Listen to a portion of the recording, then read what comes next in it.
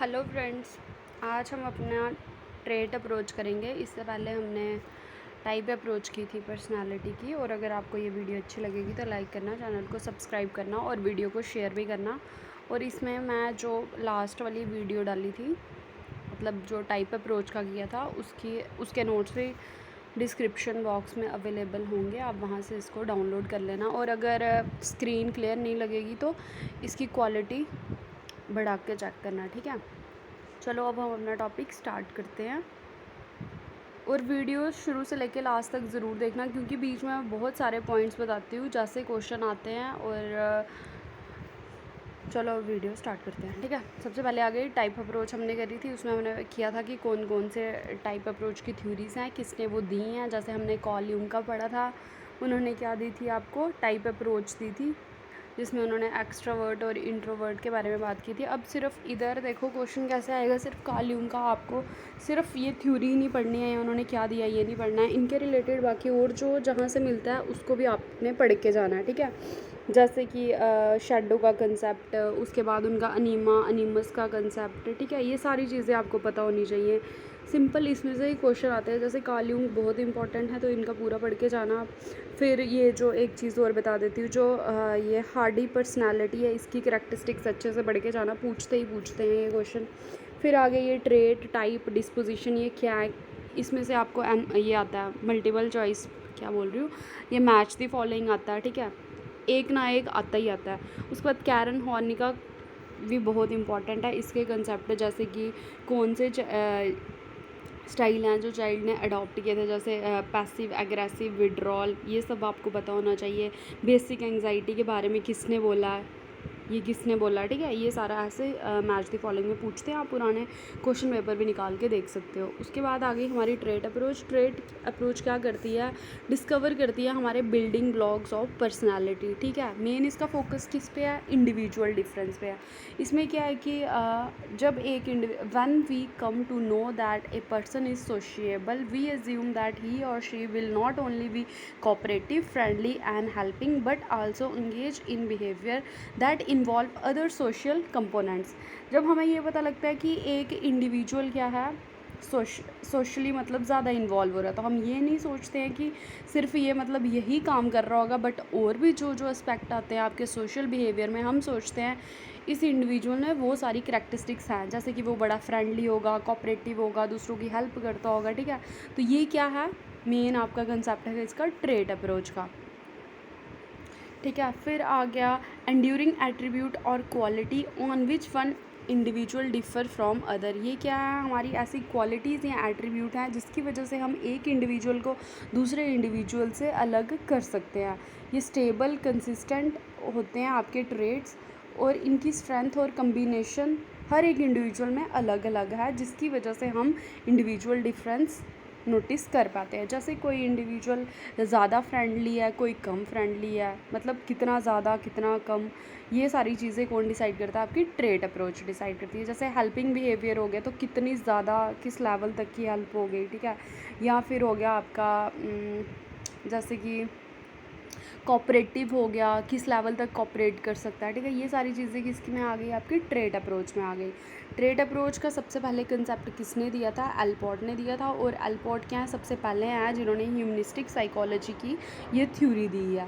इन्होंने क्या बोला है, nature of personality, nature of personality में इन्होंने क्या बोला है, हेरिडिटी और इन्वायरमेंट के बारे में बोला था सबसे पहले, कि जो हेरिडिटी है हमारी और इन्वायरमेंट, ये बहुत इंपॉर्टेंट रोल प्ले करते हैं हमारी पर्सनालिटी को डेवलप करने में। फिर आगे टू डिस्टिंक्ट पर्सनालिटीज़, एक इंडिविजुअल की दो अलग पर्सनालिटी, जैसे बचपन में वो कुछ और होता है और बड़े होकर कुछ और होता है, एक इंडिविजुअल की दो अलग पर्सनालिटीज़ के बारे में बात की थी। फिर आगे आपका पर्सनल ट्रेड्स, फिर इन्होंने मेन ट्रेड्स के बारे में बात किया। जहाँ भी आपको सबसे पहले ट्रेड की बात आएगी तो सबसे पहले आपके एलपॉट ही आएंगे। फिर आगे आपका ट्रेड को इन्होंने दो पार्ट्स में डिवाइड किया है, individual trait and common trait. Individual trait आ गया जो यूनिक होता है एक पर्सन में, और एक पर्सन को दूसरे पर्सन से डिफ्रेंशिएट करने में हेल्प करता है। उसके करैक्टरिस्टिक्स, एक पर्टिकुलर पर्सन के करैक्टरिस्टिक्स जब हम डिफ़ाइन करते हैं वो क्या आ गए, उसके इंडिविजुअल ट्रेट, कॉमन ट्रेट आ गए जो बहुत सारे ग्रुप ऑफ पीपल शेयर करते हैं, जैसे कि किसी कल्चर के पर्टिकुलर ट्रेट्स, वो क्या आ गया आपके कॉमन ट्रेट्स। फिर इन्होंने क्या किया कि जो इंडिविजुअल ट्रेट और कॉमन ट्रेट है इनको रीलेबल किया और उसको क्या बोला, पर्सनल डिस्पोजिशन, और जो कॉमन ट्रेट थे उनको ट्रेट ही बोला, ठीक है। फिर आ गया मेन कंसेप्ट इनका कि जो पर्सनल डिस्पोजिशन थे उनको इन्होंने 3 पार्ट्स में डिवाइड किया। बहुत इंपॉर्टेंट कंसेप्ट है ये। सबसे पहले आ गया आपका cardinal trait, central trait and secondary traits. जो कार्डिनल ट्रेट थे ये क्या होते हैं, लिमिटेड होते हैं एक इंडिविजुअल में, और दूसरे जो ट्रेट्स हैं उनको डोमिनेट करते हैं ये, ठीक है। जैसे कि बाकी ट्रेट्स के ऊपर इनका ज़्यादा असर होता है, मतलब हम एक वो ऐसा ट्रेट होता है सेंट्रल ट्रेट, कार्डिनल ट्रेट, कि हम एक इंडिविजुअल को पर्टिकुलर उस चीज़ से डिफ़ाइन करते हैं। जैसे कि नॉन वायलेंस की जब भी बात आएगी तो आप सबसे पहले किसका, अगर एमसीक्यू में आपको पूछा जाए कि नॉन वायलेंस पे कौन किसका कंसेप्ट है सबसे ज़्यादा, तो आप क्या बोलोगे, महात्मा गांधी। क्योंकि महात्मा गांधी का जो, अब ये नहीं है कि वो सिर्फ नॉन वायलेंस की बात करते थे, उनमें और बहुत सारे करैक्टरिस्टिक्स थे, बट वो जाने किसके लिए जाते हैं, नॉन वायलेंस के लिए।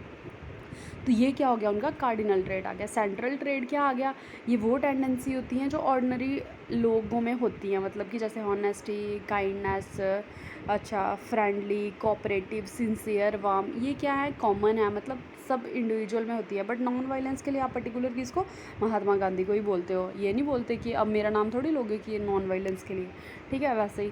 फिर आ गया सेंट्रल ट्रेट। सेंट्रल ट्रेट क्या आ गया आपके, सेंट्रल ट्रेट में आ गया आपके जो मतलब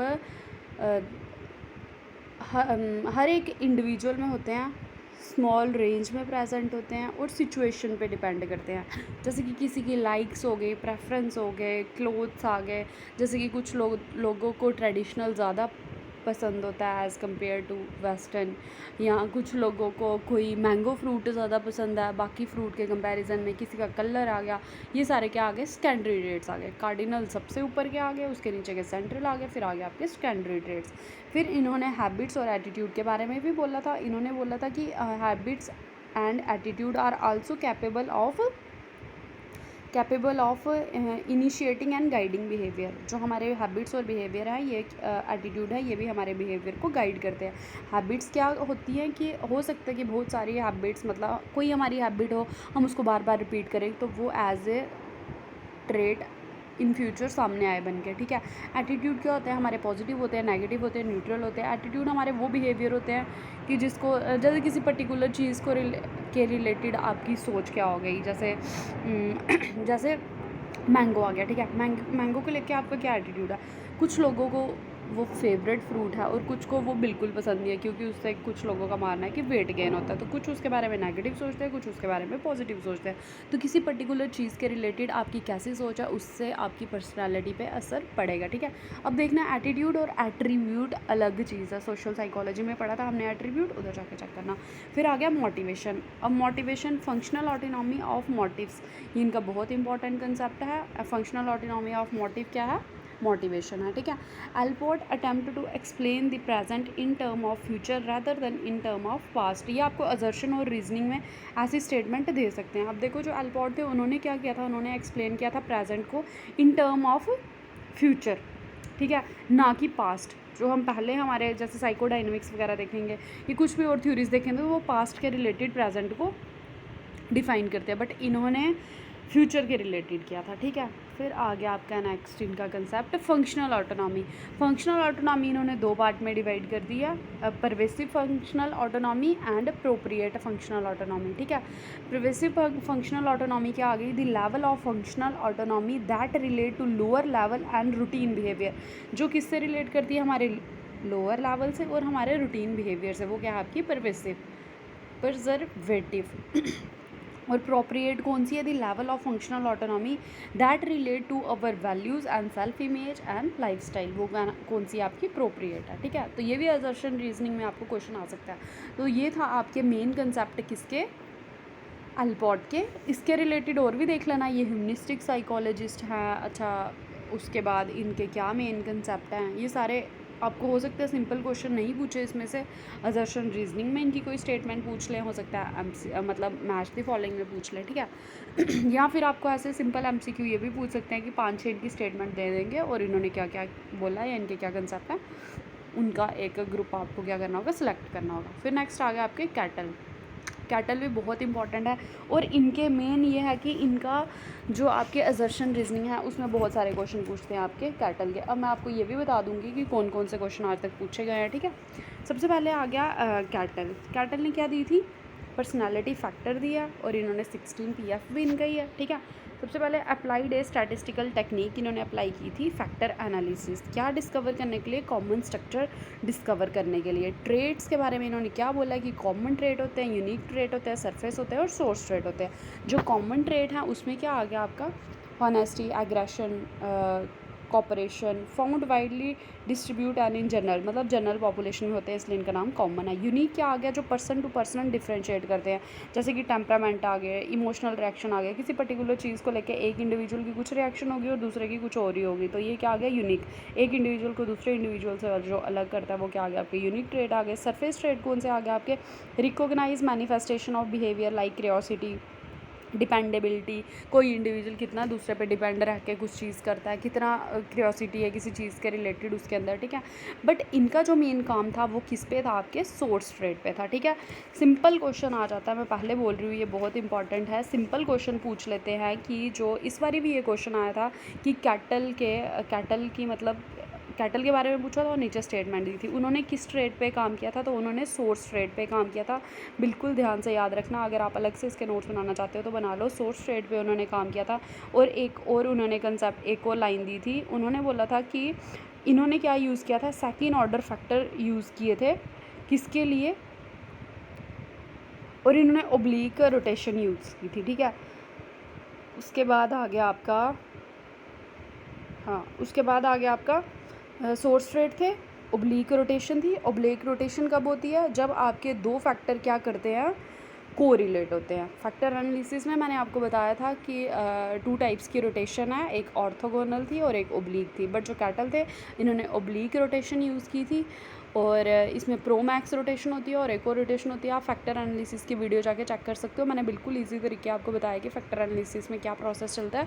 और इनकी ओब्लीक थी, ऑर्थोगोनल किसकी थी, आपकी थर्स्टोन की थी, ऑर्थोगोनल थी, ठीक है। उनका भी एक क्वेश्चन आता है। अब फैक्टर एनालिसिस में क्या होता है कि सबसे पहले जैसे बहुत सारे ट्रेड्स आ गए, जैसे 17,000 कोई ट्रेड्स को इन्होंने रिड्यूस किया 171 में, फिर उनको और रिड्यूस किया सरफेस ट्रेड्स में 35 में, फिर और रिड्यूस करके लास्ट में 16 नंबर लेके आया था ये ट्रेड्स के। और उस पर एक जो टेस्ट बना था 16 PF, ये क्या था, फोर्स चॉइस टेस्ट था आपका। और ये लेस यूज़फुल था किसके कंपैरिजन में, MMPI के कंपैरिजन में। MMPI भी आपकी एक पर्सनालिटी इन्वेंट्री है, इसको भी हम करेंगे नेक्स्ट वीडियो में। फिर ये रहे जो इनके ट्रेड्स थे जिनके बारे में इन्होंने बात की थी 16। फिर उसके बाद आ गया 3 टाइप ऑफ डाटा इन्होंने यूज़ किया था, LQT, ये क्वेश्चन भी आता है, जो क्वेश्चन आते हैं मैंने उसी हिसाब से आपके नोट्स बनाए हैं। LQT डाटा था, यानी कि L आ गया लाइफ के रिलेटेड, Q आ गया क्वेश्चनायर और T आ गया एक्सपेरिमेंटल। इसमें से भी पूछ लेते हैं कभी कि Q किसको डिनोट करता है, L किसको करता है, T किसको करता है, और कैटल ने कितने टाइप का डाटा यूज़ किया था अपने क्वेश्चनायर में, ठीक है, LQT। फिर आ गया उसके बाद इन्होंने इक्वेशन दी थी R = F of SP। R क्या आपका, nature of the person specific response, P आ गया पर्सनैलिटी स्ट्रक्चर, F आ गया अनस्पेसिफाइड फंक्शन, और S क्या आ गया, स्टिमुलस सिचुएशन। R इसका क्या मतलब हो गया कि जो नेचर ऑफ पर्सन है या पर्सन का जो स्पेसिफिक रिस्पॉन्स है वो किसके इक्वल है, unspecified function of stimulus situation and personality structure, ठीक है। फिर आ गया उसके बाद ये एक बार MCQ आया था, अब मैंने अपने नोट्स में ऐसे ही चीज़ें ऐड करी हैं। अब देखो, if first order and second order are correlated, अगर फर्स्ट ऑर्डर और सेकंड ऑर्डर कोरिलेटेड होंगे, so first order factor trait can predict. अगर देखो दो फैक्टर कोरिलेट होंगे तो उसकी वजह से क्या होगा कि जो फर्स्ट ऑर्डर है वो सेकेंड ऑर्डर को कोरिलेट डिफाइन करेगा। ये सिंपल बात है। और ये किस में होता है आपकी, ये आपका ओब्लीक में होता है, क्योंकि ओब्लीक में क्या होता है आपका, कोरिलेट करते हैं, ठीक है। अब उसके बाद इन्होंने सेकंड स्टेटमेंट दी थी, मतलब ये फर्स्ट स्टेटमेंट ट्रू है, सेकंड स्टेटमेंट थी if we use orthogonal method of factor analysis, अगर हम ऑर्थोगोनल मेथड यूज़ कर रहे हैं फैक्टर एनालिसिस का, there are no second order factor, तो सेकंड ऑर्डर फैक्टर नहीं होंगे। तो ये स्टेटमेंट भी ट्रू है। And the first order factor of trait are uncorrelated. तो अब जिसको नहीं पता होगा कि ऑर्थोगोनल क्या है, ऊपर ओब्लिक की स्टेटमेंट है, नीचे ऑर्थोगोनल की है, तो क्वेश्चन सिंपल गलत होगा। मैं पहले फिर से बोल रही हूँ कि फैक्टर एनालिसिस का मैंने एक प्लेलिस्ट में जाओगे, उधर वीडियो है, जैसे क्वेश्चन पूछते हैं मैंने उसी के रिलेटेड आपको सारा पढ़ाया, बिल्कुल डीप जाने की भी ज़रूरत नहीं है। जितना पूछते हैं मैंने वही कंसेप्ट आपको करवाया और इसमें से सिंपल क्वेश्चन आते हैं। देखो अब ये क्या था कि ए और बी दोनों करेक्ट थे, बट ए बी को एक्सप्लेन नहीं कर रहा था, ठीक है। अब चलो इसका उधर जाके पढ़ लेना आप, मैं इधर इसको एक्सप्लेन नहीं करूँगी पूरी। फिर नेक्स्ट आ गई आपकी टाइप कम ट्रेट अप्रोच, ठीक है। ये किसने दी है, सिंपल पूछ सकते हैं। टाइप कम ट्रेट अप्रोच किसकी है, तो आपके आइसेन का किया, आइसेन थ्योरी ऑफ पर्सनालिटी। अब टाइप कम ट्रेट अप्रोच क्या बोलती है, starting with the trait approach, पहले स्टार्ट होती है ट्रेट अप्रोच से, और फिर क्या करती है, एक पर्टिकुलर पर्सनालिटी की टाइप को डिफाइन करती है। बहुत सारे ट्रेट मिलके एक टाइप बनाते हैं, ठीक है, इनके अकॉर्डिंग। आइजन का क्या आ गया, एक जर्मन बॉर्न ब्रिटिश साइकोलॉजिस्ट थे और इन्होंने क्या यूज़ किया, इन्होंने भी फैक्टर एनालिसिस टेक्निक यूज़ की थी by extracting second order factor and group trait into personality type, ठीक है। Higher order second order factor कौन से होते हैं आपके, हायर ऑर्डर फैक्टर होते हैं, ठीक है। इन्होंने कौन सा यूज़ किया था, एक्सप्लोरेटरी फैक्टर एनालिसिस और प्रिंसिपल एक्सिस फैक्टरिंग, ये भी मैंने बताया उधर क्या होता है, ठीक है। अब वो वीडियो जाके आपको देखनी पड़ेगी अगर आप पर्सनालिटी पढ़ रहे हो, क्योंकि इधर आप फैक्टर एनालिसिस पढ़ रहे हो और फैक्टर एनालिसिस आपको पता होना चाहिए क्या है। अब देखो सिंपल एक क्वेश्चन ये भी आता है, अब सिर्फ जैसे मैं पढ़ा रही हूँ ये नहीं पढ़ना, अब आपको ये भी देखना है कि फैक्टर एनालिसिस किस किस साइकोलॉजिस्ट ने यूज़ किया। इंटेलिजेंस में भी जाके देख लेना कि फैक्टर एनालिसिस अप्रोच किसने की है, और उसके बाद सिंपल साइकोमेट्रिक अप्रोच किसने की है, और इन्फॉर्मेशन प्रोसेसिंग अप्रोच किसने की है। इन्फॉर्मेशन प्रोसेसिंग अप्रोच किसने की है, बहुत बार क्वेश्चन आता है, स्टर्नबर्ग ने की है आपकी, ठीक है, याद रखना। बाकी सब ने क्या की है, साइकोमेट्रिक अप्रोच की है, और साइकोमेट्रिक में क्या आ गया आपकी, यही सारी चीज़ें आ गई। According to Eysenck there are 4 level of behaviour organisation, इनके हिसाब से क्या 4 लेवल है बिहेवियर ऑर्गेनाइजेशन में, और जो इनका स्केल था उसमें ये 4 टाइप ऑफ जो इन्होंने इन्वेंटरी बनाई है अपनी, उसमें 4 टाइप ऑफ स्केल हैं, PENL, यानी कि साइकोटिज्म, एक्सट्रोवर्ट, न्यूरोटिसिज्म और लाई स्केल, ठीक है। जब हम इन्वेंटरीज करेंगे मैं उधर करवाऊंगी, बट मैंने इसमें ये अपने नोट्स में ऐड कर दिया। Behaviour act which have similarity are said to belong to one group, जिन बिहेवियर की सिमिलैरिटी हो जिन बिहेवियर में, वो क्या है, एक ग्रुप से बिलोंग करते हैं और उनको हम ट्रेट बोलते हैं। अब इनके हिसाब से क्या देखो कि जैसे स्पेसिफिक रिस्पॉन्स, ठीक है, स्पेसिफिक रिस्पॉन्स किसी चीज़ को लेके, जैसे हो गया ब्लशिंग, तो क्या हो जाएगा उससे, habitual response level, inability to, जैसे कि अगर किसी इंडिविजुअल को कुछ शर्म आती है, ठीक है, मतलब वो ब्लश करता है, आगे जाके वो वैसे ही बिहेव करेगा ग्रुप ऑफ पीपल में, अपने फ्रेंड्स में, आगे जाके क्या होगा, वो चीज़ उसके बिहेवियर में आ जाएगी, और वो क्या आ जाएगा आपका, जैसे एक ट्रेट बन जाए, बहुत सारे ट्रेट को मिलके वो एक, जैसे इंट्रोवर्ट होते हैं ना, जो शाई होते हैं, बाहर जाना पसंद नहीं करते, अकेले रहना पसंद करते हैं, उनको दूसरों के मतलब वो ज़्यादा सोशिएबल नहीं होते, तो ये सारा क्या आ गया, ये ट्रेट उस टाइप में बिलोंग करता है वैसे ही, ठीक है। फिर आ गया आपका, a type is define as a group of correlated trait according to Eysenck. 3 basic dimension इन्होंने कौन से बताए थे, इंट्रोवर्ट एंड एक्सट्रोवर्ट, इंट्रोवर्ट आपको पता है क्या होता है, और एक्सट्रोवर्ट भी आपको पता क्या होता है। न्यूरोटिसिज्म आ गया, न्यूरोटिसिज्म, और ये क्या आ गया, इमोशनली इंस्टेबल लोग आते हैं, और इसके अपोजिट क्या आ गया, इमोशनली स्टेबल। फिर आ गया आपका साइकोटिज्म।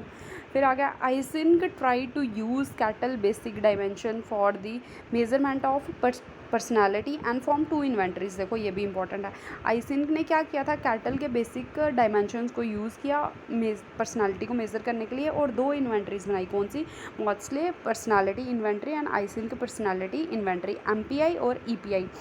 असर्शन रीजनिंग में पूछ सकते हैं कि इसने किसकी यूज़ किया था, किसके बेसिक डायमेंशन को यूज़ किया था आइसेंक ने, तो कैटल के बेसिक डायमेंशन को यूज़ किया था, और नीचे आपको रीज़न दे सकते हैं। उसके बाद इन्होंने क्या बनाया, MPI और EPI, ठीक है। इस टाइप के क्वेश्चन आते हैं। क्लोज फोकस किस पे था उनका, क्लोज फोकस था उनका इंडिविजुअल डिफरेंस पे, प्रिंसिपल ऑफ बिहेवियर चेंज पे, theory has contributed to the study of, और ये जो थ्योरी थी इन्होंने किस चीज़ पे कंट्रीब्यूशन दी थी अपनी, क्रिमिनोलॉजी पे, एजुकेशन पे, एस्थेटिक पे, जेनेटिक्स पे, साइकोपैथोलॉजी पे, और पॉलिटिकल आइडियोलॉजीज़ पे। याद रखना मैंने जितने पॉइंट्स बताए हैं ये बहुत इंपॉर्टेंट है, क्वेश्चन इसमें से ही आता है, आप पुराने पेपर भी निकाल के देख सकते हैं। और ये है कि अगर कोई वो असर्शन रीजनिंग पूछेंगे, अगर आपने ये कंसेप्ट अच्छे से पढ़े होंगे तो उधर वो आप आराम से क्वेश्चन सॉल्व कर पाओगे। इस बार मैं बता रही हूँ पेपर में ऐसे ऐसे क्वेश्चन आए थे कि जो असर्शन रीजनिंग में बहुत सारे क्वेश्चन रिपीट हुए थे, और हमें लगता है कि क्वेश्चन रिपीट नहीं होते हैं, बट बहुत सारे क्वेश्चन रिपीट होते हैं। मैं आपको बता रही हूँ सेकंड ऑर्डर फैक्टर देखो, कैटल का पूछा था, उन्होंने ओब्लीग रोटेशन यूज़ की थी, ये भी पूछा था, ठीक है। और जैसे रॉजर का पूछते हैं उन्होंने कौन सी टेक्निक यूज़ की हुई है, क्यू सॉर्ट टेक्निक यूज़ की है उन्होंने आइडियल सेल्फ और रियल सेल्फ को डिफरेंशिएट करने में। ये क्वेश्चन ऐसे हैं कि जो पूछते ही पूछते हैं, रिपीट होते हैं। उसके बाद आपके इंटेलिजेंस के क्वेश्चन हो गए, जैसे इंटेलिजेंस की जो 4-5 थ्योरीज़ है वो बहुत इंपॉर्टेंट है, वो आपकी टिप्स पे होनी चाहिए, क्वेश्चन उसमें से ही आता है। सबसे ज़्यादा इंपॉर्टेंट है आपके ऑथर जॉनसन, उनका पूछ रहे हैं, हर साल उनका क्वेश्चन रिपीट होता है। तो आपने क्या करना है, एक अपने शॉर्ट नोट्स में क्या करना है, ऑथर जॉनसन ऊपर आपने हेडिंग दी, नीचे उनका सारा बता दिया, रेशियल डिफरेंस पे उन्होंने ये काम किया, जी फैक्टर का वो सपोर्ट करते हैं। उसके बाद उन्होंने और क्या, उनका रिग्रेशन पे स्टडी है, क्या रिज़ल्ट आया, ये सारी, ठीक है। देखना क्वेश्चन उसमें से ही आएगा, घुमा फिरा के वो वही चीज़ें पूछते हैं। कुछ ऐसे क्वेश्चन होते हैं मिसलिनियस जो किसी को भी नहीं पता होते हैं, जैसे वो DSM के 5 के रिलेटेड पूछ लेते हैं, वो तो चलो अगर आप नहीं कर रहे तो वो कोई नहीं कर रहा, उसका कोई चक्कर नहीं होता, बट ये जो बाकी सिंपल क्वेश्चन रिपीट होते हैं ये आपको पता होने चाहिए।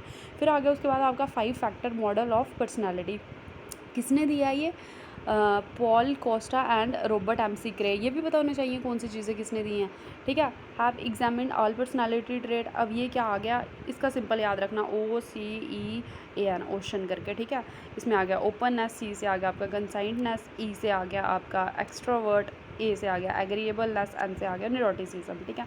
फिर ओपननेस क्या आ गई, उनकी ये सारी कैरेक्टरिस्टिक्स हैं, इनको एक बार रीड करना, एक्सट्रोवर्ट की ये आ गई, एग्रीएबल की ये आ गई, न्यूरोटिसिज्म की ये आ गई, ठीक है। फिर आ गया आपका ये इन्होंने सिंपल कंसेप्ट दिया था ओशन का, ठीक है। फिर आ गई हमारी साइको एनालिटिक अप्रोच, इसको मैं इतनी बारी पढ़ा चुकी हूँ कि अब मुझे ऐसे आंखें बंद करके भी पता लगती है और आपको भी पता लगनी चाहिए।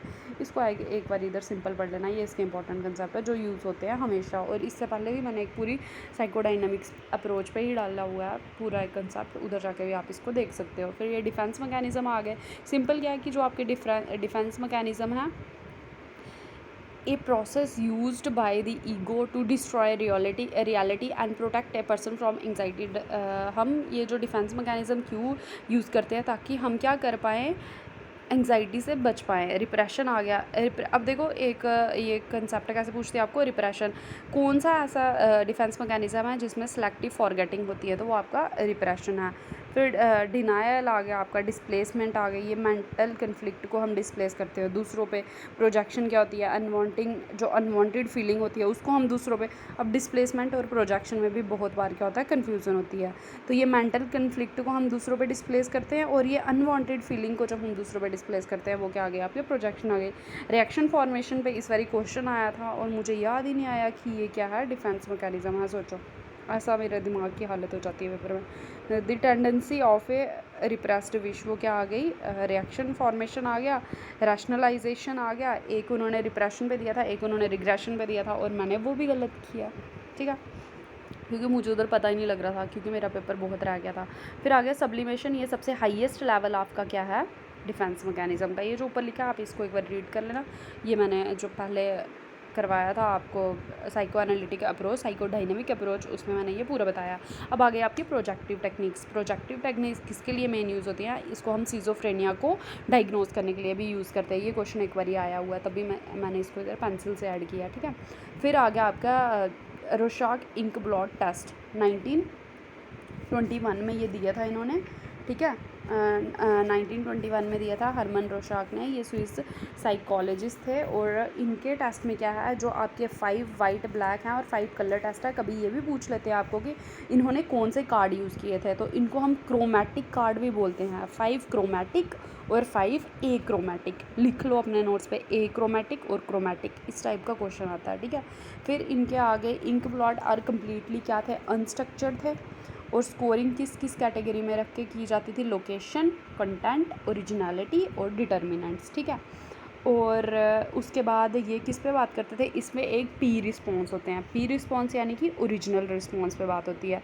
और ये मीनिंग कंटेक्स्ट ऑफ क्रिएटिविटी आपको कौन बताता है, ये बताता है रोशाक इंक ब्लॉट टेस्ट, ठीक है, ये भी क्वेश्चन आता है। फिर आ गया TAT किस पे डिपेंड करता है? हेनरी मुर्रे की जो नीड थ्योरी है उस पे डिपेंड करता है। To reveal repressed aspect of personality, motives and need for achievement, power, intimacy and problem solving abilities.